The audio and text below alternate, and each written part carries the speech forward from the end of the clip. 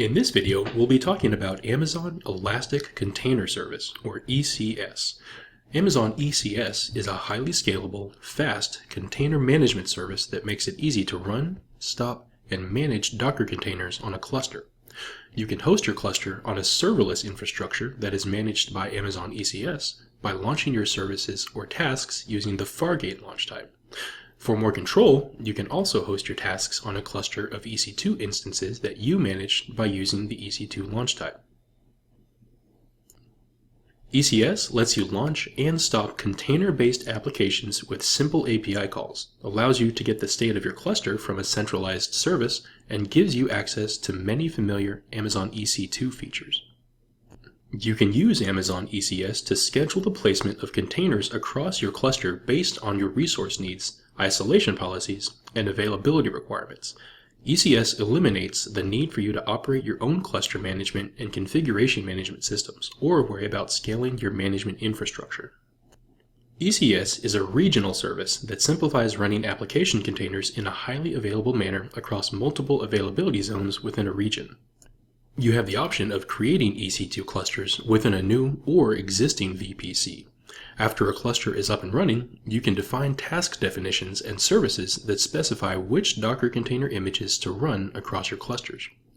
Container images are stored in and pulled from container registries, which may exist within or outside of your AWS infrastructure. The first components of ECS are containers and images. To deploy applications on ECS, your application components must be architected to run in containers. A Docker container is a standardized unit of software development containing everything that your software application needs to run, including code, runtime, system tools, system libraries, and any other tools you might need. Containers are created from a read-only template called an image.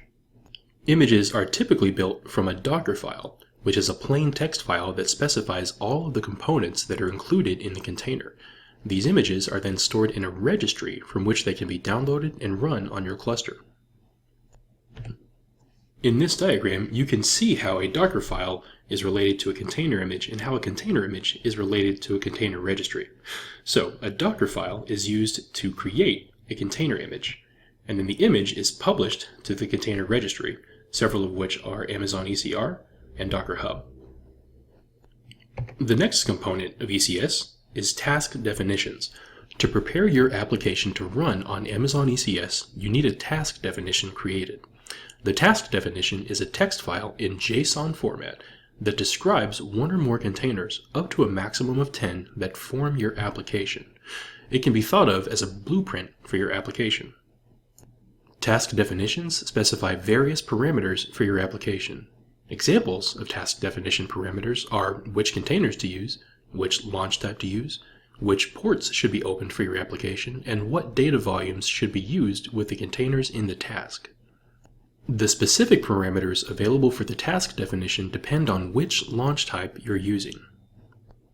The following is an example of a task definition. The first parameter in this definition is the family.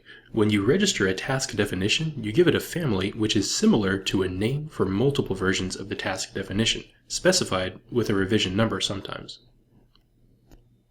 You also need to specify a container definition. This one you can see is built using Nginx. You can also see that this particular task definition requires that it be Fargate compatible, and that it uses AWS VPC for its network. It also designates CPU and memory allotment. The next components of ECS are tasks and scheduling. A task is the instantiation of a task definition within a cluster. After you've created a task definition for your application within ECS, you can specify the number of tasks that will run on your cluster. The Amazon ECS Task Scheduler is responsible for placing tasks within your cluster. There are several different scheduling options available. For example, you can define a service that runs and maintains a specified number of tasks simultaneously. Next are clusters. When you run tasks using Amazon ECS, you place them on a cluster, which is a logical grouping of resources. If you use the Fargate launch type with tasks within your cluster, ECS manages your cluster resources for you. If you use the EC2 launch type, then your clusters will be a group of container instances that you manage in EC2. An ECS container instance is an Amazon EC2 instance that is running the Amazon ECS container agent.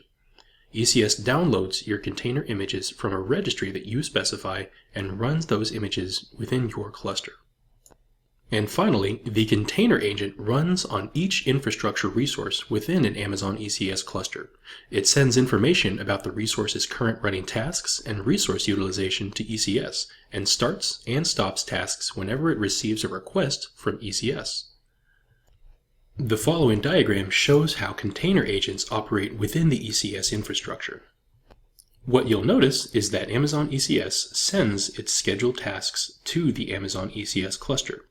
Inside this cluster are multiple EC2 instances, each with an ECS agent. Once again, it's the ECS agent on each EC2 instance that's responsible for starting and stopping tasks, as well as sending metrics back to ECS. And that about wraps it up for the basics of ECS. So if all of that makes sense to you, feel free to move on.